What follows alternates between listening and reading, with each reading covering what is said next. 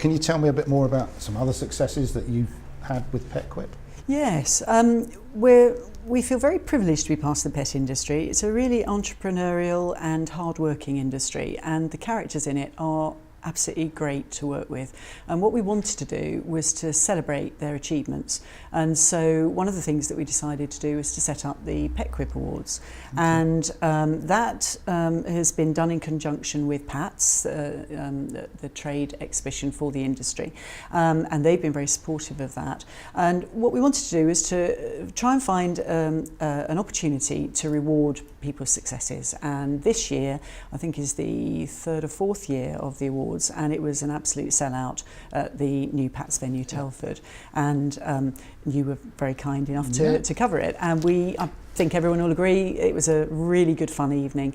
All the people who won the awards were absolutely thrilled to be recognised. Some were more vocal than others. Some of them Dr. Roger Monk for absolutely, absolutely, yeah, our Lifetime Achievement Award winner. Fantastic. And it just gave us an opportunity to say thank you to the industry, but to also recognise all that hard work that goes on both in the UK and internationally. And a lot of the companies who are involved are quite small. They don't have huge departments to hand over work to. They're doing it all themselves, and we really wanted to celebrate that. So we view that as one of our successes because we're celebrating the industry's success. Well, previous career, I ran an awful lot of events, big awards events, and having attended it, I can tell you that I felt you did a fantastic job. Not just in terms of the ceremony itself, I know everything that goes into the background of those things, and getting the mix of people in the room right on the evening, particularly when it's alongside an exhibition, could so easily just be full of manufacturers, but you had a real balance in the room.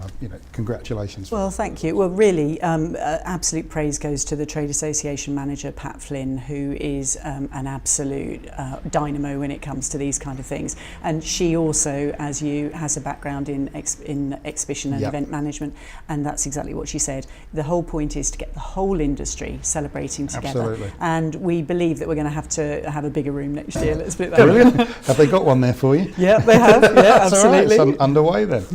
So, looking forward then, you've overcome a few challenges already. What do you see the challenges going forward for the pet trade and the industry as a whole, rather than Pt.3? Right. The industry itself is changing. I worked in the gardening industry. A lot of retailers were small high street retailers or garden centre chains. Did the same with the DIY industry. There's a lot of amalgamation. A lot of smaller stores are finding it difficult to actually find something different. That's the same internationally as well as in the UK. What we're finding is that the buyers that we work with and have frequent contact with over the year, they want something a bit different and a bit innovative.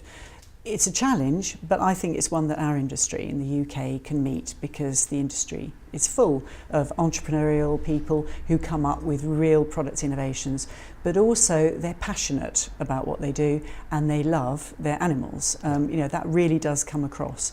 And therefore it's a challenge, but it's an opportunity, and we'd like to help them with it.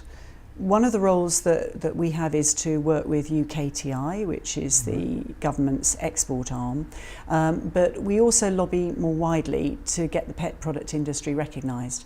There are an awful lot of very big industries that are lobbying government at the moment, but it's the smaller, in the great scheme of things, sectors such as gardening, DIY, pets, that are actually contributing a huge amount to the UK economy.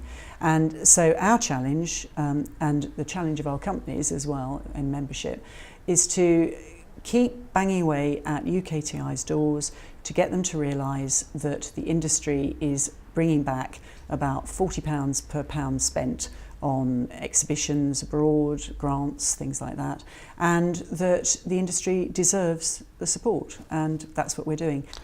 So that lobbying part, is that a role that has changed recently? Has that always been part of Pt.3's brief? We've always done it as the Federation.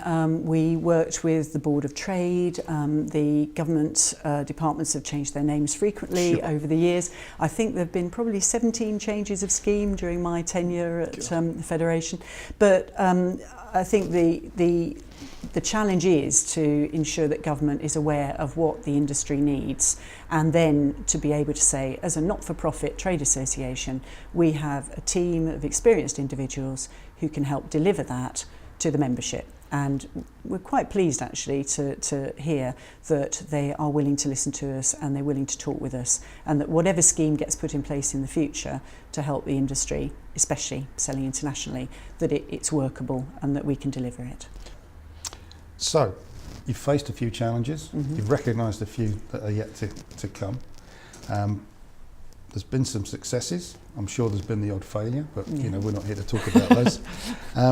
If there was one thing, and you know, we'll make this our final question, I think it's a great way to end, that you personally would like to see as an achievement and a change that Pt.3 and yourself have brought about, what would that be for the UK pet industry? I'd like to see the industry recognised as a professional body of people who are providing innovative solutions to pet product needs, and not for the industry to be looked on as it might be by some as a hobby industry. My challenge is to ensure that we get the support we need to deliver success for our members, and also to answer the members' needs. And all of those challenges are massive to any small company or medium-sized company or large company that's under pressure in today's economy. But we feel that we can play a role in that. But bear in mind that it'll be the company's success, not ours. We just love working in the industry and love helping people. So it's always a success for us when we hear of a success from a member. Amanda, thank you so much for today. We've learned an awful lot about Pt.3, and I think the thing that comes across is not only are you a very professional organisation that's trying to do something, but you're a passionate team about that, and that feels very genuine from my point of view. So thanks very much, and we wish you all the best of luck with the challenges that you've still got to face. Thank you very much indeed, Martin. It's been my pleasure.